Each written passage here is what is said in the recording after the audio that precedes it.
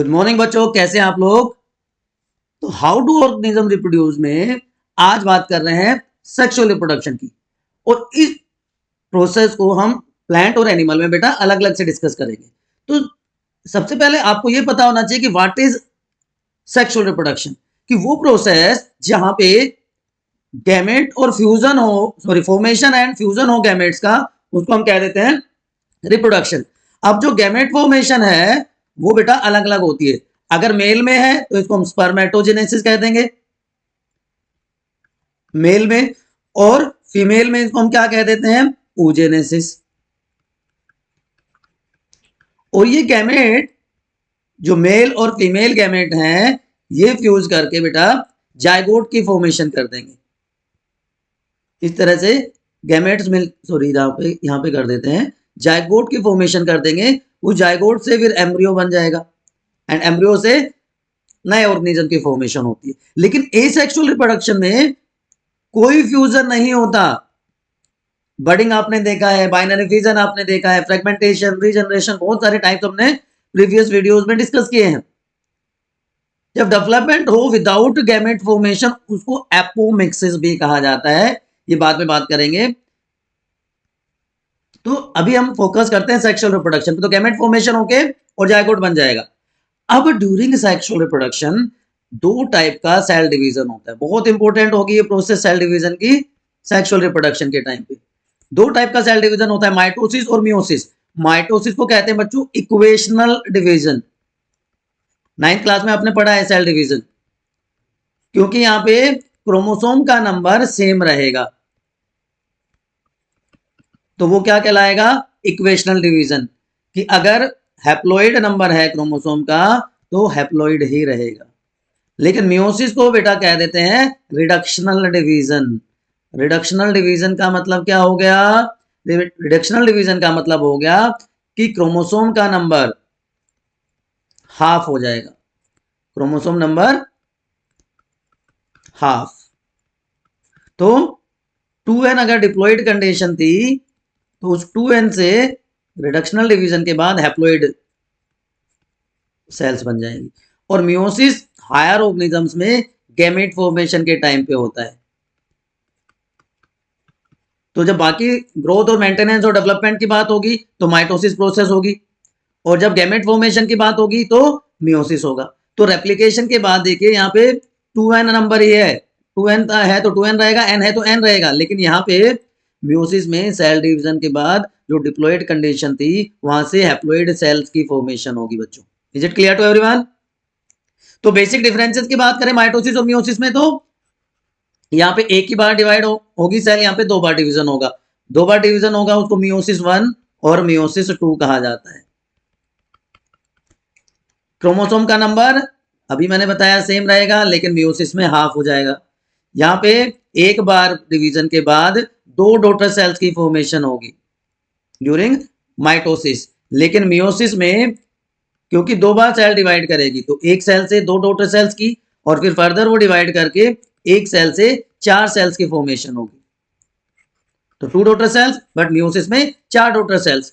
अब daughter cells genetically identical है parent cell के, उनमें वेरिएशंस नहीं होते। लेकिन यहाँ पे मियोसिस में वेरिएशन अपीयर होते हैं।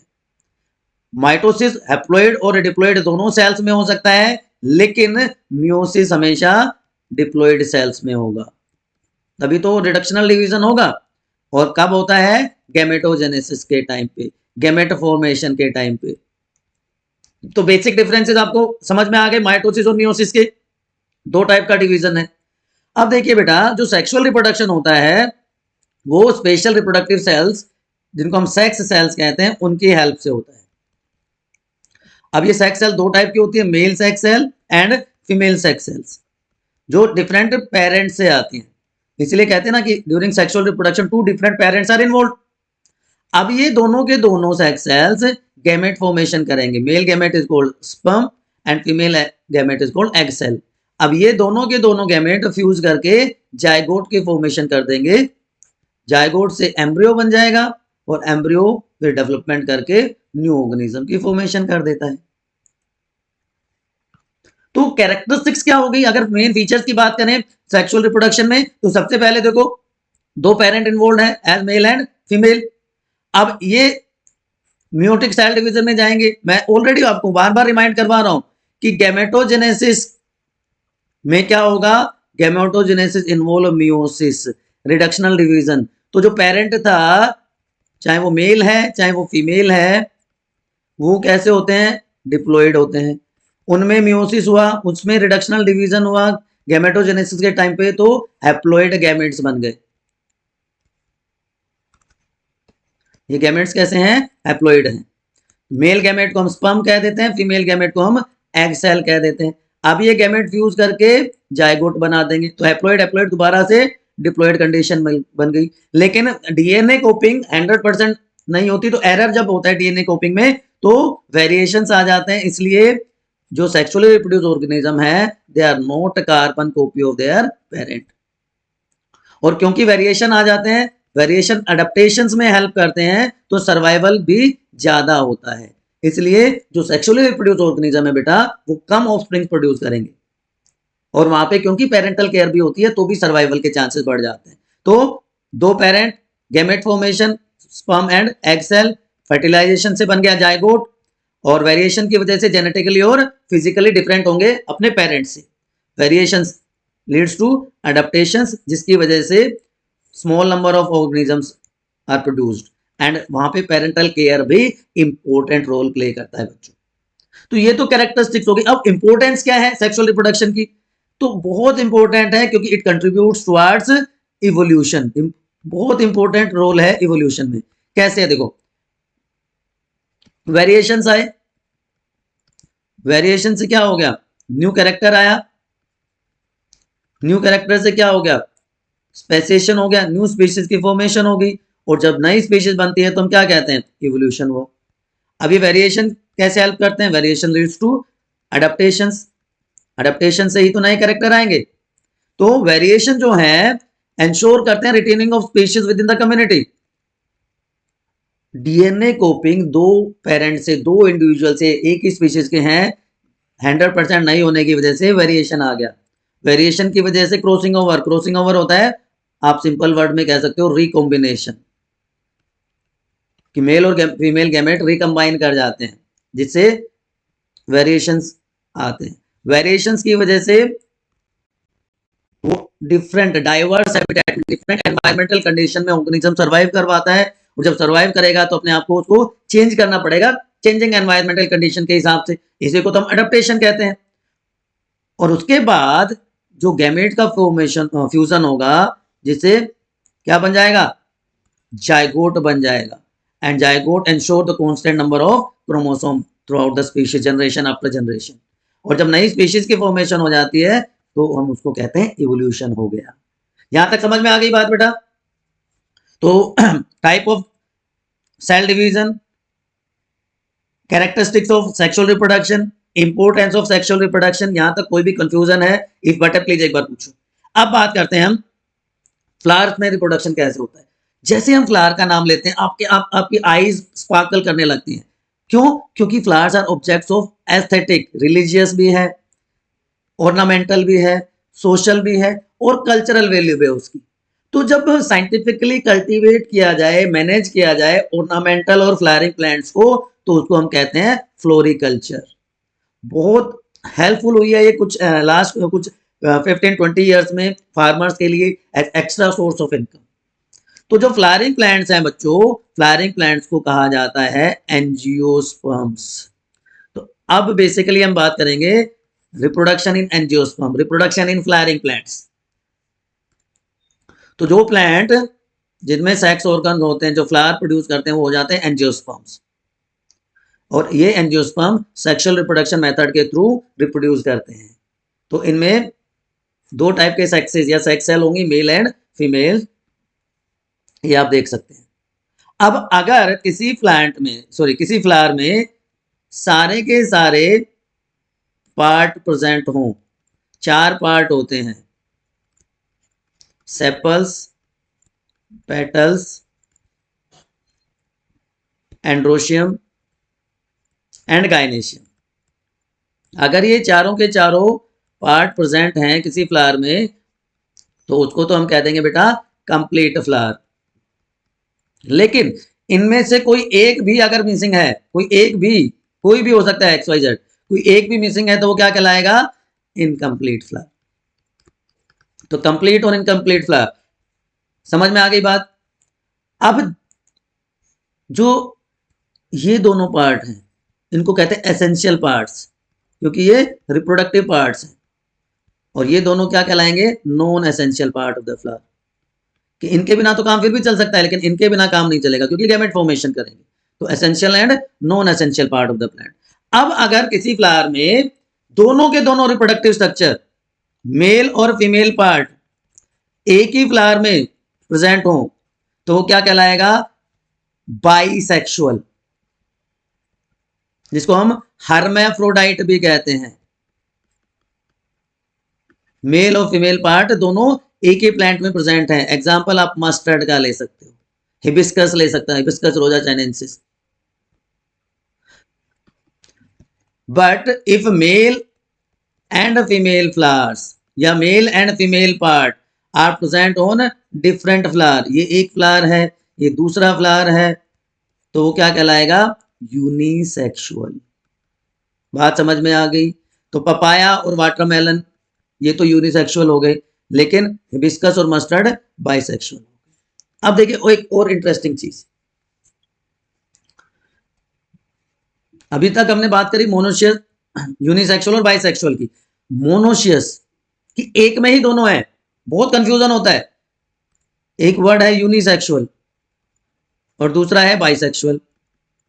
एक वर्ड है मोनोशियस, एक वर्ड है डायोशियस। तो यूनिसेक्सुअल का मतलब तो है डायोशियस और बाइसेक्सुअल का मतलब है बेटा मोनोशियस। ध्यान रखना है कि एक ही प्लांट में, एक ही फ्लावर में दोनों स्ट्रक्चर प्रेजेंट हैं तो बायोसेक्सुअल या मोनोशियस हो गया, कारा, कुकर बीट्स एंड कोकोनट। लेकिन अगर दोनों पार्ट अलग अलग हैं, दोनों पार्ट अलग अलग हैं, पपाया का मैंने अभी एग्जांपल बताया आपको, तो क्या कहलाएगा? डाइसेक्सुअल या यूनिसेक्सुअल। लेकिन ये चीज मैं बताना चाह रहा था आपको, कैस्टर एंड मेज ये है तो कैसे? मोनोशियस है, तो ये बाइसेक्सुअल प्लांट, लेकिन इनके फ्लावर्स क्या होते हैं? यूनिसेक्सुअल फ्लावर्स, इनके डायोशियस होते हैं। ये तो बहुत इंपॉर्टेंट चीज है, आपको याद रखना है। Castor and maize monoecious plant but flowers are dioecious. याद रह जाएगा आपको।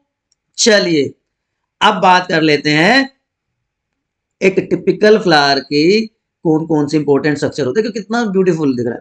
तो देखो सबसे पहले आप बात करेंगे सेपल्स की, उसके बाद पेटल्स, उसके बाद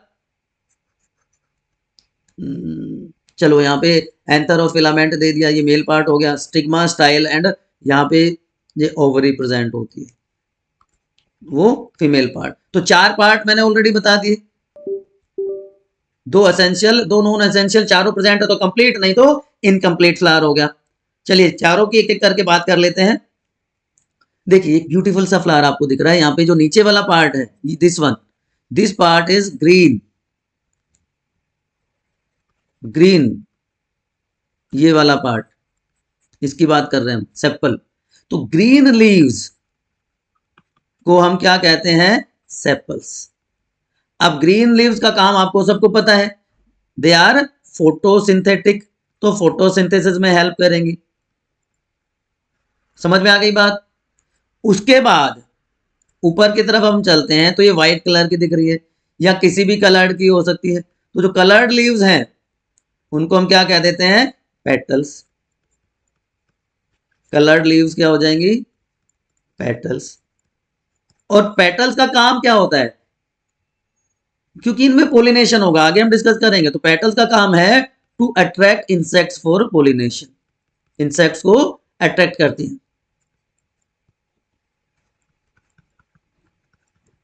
ये एक तरह का रिवार्ड मैकेनिज्म होता है कि प्लांट के लिए पोलिनेशन हो जाता है और जो इंसेक्ट है उसको फूड मिल जाता है।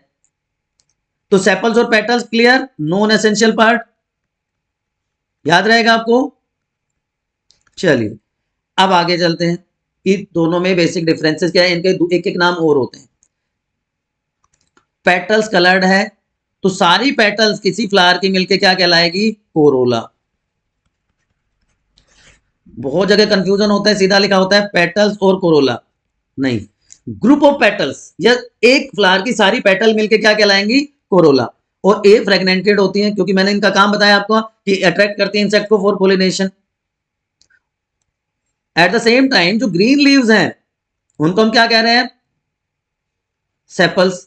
तो सारी की सारी सेपल मिलके क्या कहलाएंगी, कैलेक्स।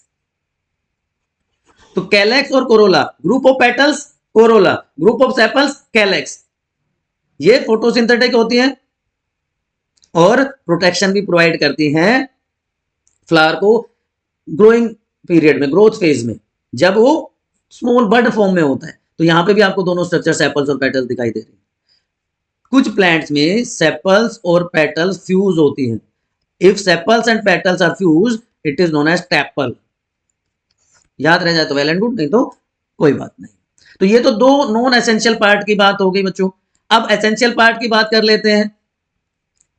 ये दोनों हमने बात कर ली, इन दोनों की, सेपल्स और पेटल्स की, नॉन एसेंशियल पार्ट की। अब ऊपर की तरफ हम देख रहे हैं स्टेमन and pistil. स्टेमन is male part and pistil is female part. तो जो स्टेमन है ये दो रीजन से, दो पार्ट से मिलकर बना होता है, एंथर एंड फिलामेंट। इस तरह की स्ट्रक्चर होती है, ऊपर स्टोक लाइक स्ट्रक्चर होगी और ये वाला पार्ट एंथर कहलाएगा, और जो ये लंबी स्टोक लाइक स्ट्रक्चर है इसको कहते हैं filament. At the same time जो पिस्टिल है, जो फीमेल पार्ट है, वो तीन एरिया से मिलकर बना होता है, stigma, style and ovary. Stigma, style and ovary से मिलकर बना होता है। तो ये यहाँ पे आपके लिए मैं बना देता हूं। तो जो ऊपर का पार्ट है जहां पे पोलन ग्रेन मेल गैमेट आके स्टिक करता है वो तो क्या हो जाएगा, स्टिग्मा। जो मिडल रीजन है, जो लॉन्ग नेक लाइक स्ट्रक्चर है, वो क्या हो जाएगी, स्टाइल। और जो नीचे का स्वोलन पार्ट है वो कहलाएगा बच्चों ओवरी। अब ओवरी में इस तरह से बहुत सारे लोक्यूल्स प्रेजेंट होते हैं, ओवेरियन लोक्यूल्स उनको कहा जाता है। And these locule contain ovules. तो ये ब्लू कलर की जो स्ट्रक्चर मैंने बनाई है दे आर ओव्यूल्स। तो ओवरी, राइपेंड ओवरी क्या बनाएगी, फ्रूट बनाएगी, एंड ओव्यूल्स क्या बनाएंगे, सीड बनाएंगे। तो ये एसेंशियल पार्ट्स हैं ऑफ अ फ्लावर जो कि गैमेट फॉर्मेशन करेंगे। ये देखिए स्टेमन, दो पार्ट आपको यहां पे दिखाई दे रहे हैं, एंथर एंड फिलामेंट। तो एंथर और फिलामेंट मिलकर क्या बना देते हैं, स्टेमन। अब देखो यहां पे आपको दो लोब्स दिखाई दे रही है, दो लोब प्रेजेंट है, तो it is known as dithecous, dithecous और बाइथिकस। इंटरनली ये जो थिका है, ये जो ये वाली जो स्ट्रक्चर है, इंटरनली ये डिवाइड हो जाती है इस तरह से, चार रीजन आपको दिखाई देते हैं। Then it is known as, चार बन गए तो tetrasporangiate. So dithecous and tetrasporangiate. और इन स्पोर्स में यहां पे ये जो स्पोर्स प्रेजेंट है, the spores are known as pollen grains. Pollen grains are male gametes. याद रह जाएगा बेटा आपको, pollen grains are male gametes. तो वो पार्ट जो मेल गैमेट प्रोड्यूस करता है वो है एंथर, और पोलन ग्रेन को हम माइक्रोस्पोर भी कहते हैं। Pollen grains are known as microspore. So the process of microspore formation is microsporogenesis. ये पोलन ग्रेन्स है, माइक्रोस्पोर्स है। ये स्टॉक की बात और फिलामेंट की बात कर दी। तो जो पोलन ग्रेन है ये डबल लेयर स्ट्रक्चर है। जो आउटर लेयर है उसको हम एक्साइन कहते हैं, और इनर लेयर जो है वो इंटाइन कहलाती है। अब बेटा जो एक्साइन है वो बहुत हार्ड लेयर है, क्योंकि वहां पे एक केमिकल प्रेजेंट होता है जिसको कहते हैं sporopollenin. And sporopollenin is the hardest substance in plants. Human beings में हार्डेस्ट सब्सटेंस क्या है बता सकते हो आप लोग कमेंट सेक्शन में।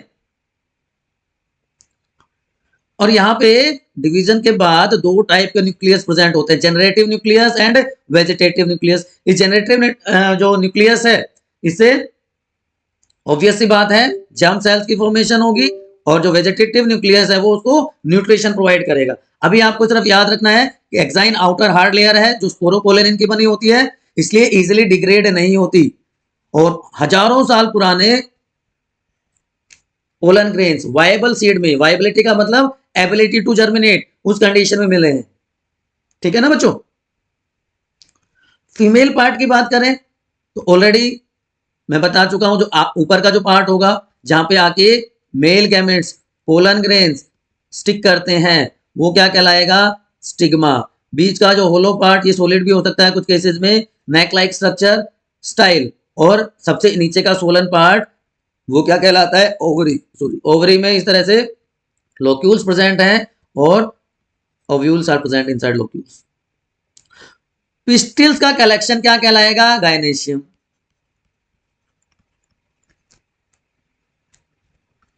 Group of pistil. इसी तरह ग्रुप ऑफ एंथर क्या कहलाता है, एंड्रोशियम, मेल पार्ट में,